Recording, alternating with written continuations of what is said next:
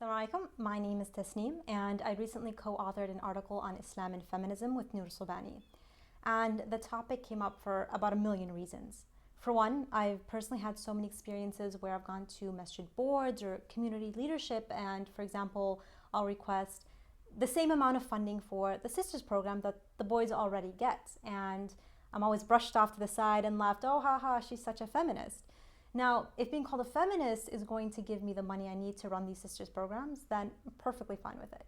But unfortunately, it means a lot of things, and it's become a very complex term within our own communities and within the movement itself. And so what we really wanted to do was have this discussion. What does it mean, and what are the implications? Now, if you're a typical high schooler or college student, or anyone really, growing up in America, or with countries that share similar ideologies, chances are you've encountered several different isms throughout your upbringing. You know, we're always, if you're taking a regular econ class, a history class, English 101 class, no matter where you are really, you're going to be taught things like secularism, liberalism, feminism, individualism, the list goes on and on. And now, what's happening is that a lot of times as a student or someone who doesn't have the strongest foundation in their religion, you're coming across these ideologies and you're having deep discussions of them in class, and you're thinking to yourself, well, this doesn't always align with my religion. This isn't always aligned with what I've been taught to believe. But I don't know enough to know which one is right and which one is wrong. Now, this is extremely common within our youth and with even adults in our generations. And I'll tell you one thing. One thing you don't ever do is, as a parent, as an imam, as a sheikh, a leader, anyone, as a sibling, don't ever tell this person who's coming up to you with these concerns that ignore them. These are bad things to talk about. These things will lead down dangerous routes, because that's not going to solve anything. Now, if we tell someone that liberalism is going to, take you off the deen of Islam, or it's going to do whatever it does, then what we're doing is that we're scaring them away from the topic, and chances are they're just going to learn about it themselves even more. They're going to encounter it and embrace it probably even more, as opposed to telling them, this is what this is what how we can think about it, and from there we can arrive at conclusions together with the correct knowledge, right? We don't want to ever encourage people to not think, to not be able to critically ask questions.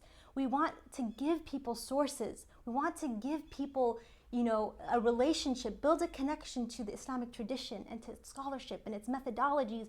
Teach them that, and then teach them how to reconcile that with the things they're coming across in school and in society. You don't even have to be in school to encounter this stuff. This is everywhere.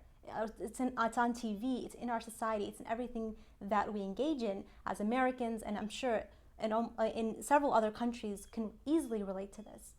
And so what we need to be doing is to be actively engaging in this process. So we shouldn't be waiting for people to come to us to ask us these questions. That's great, and when they do, we should be prepared to give them the answers they're looking for. Just a side note, you can find a lot of these answers at Yaqeen, so feel free to use our information. But instead of waiting for people to come to us, we should be hosting dialogues and panels and discussions and really creating spaces where anyone can come with their concerns.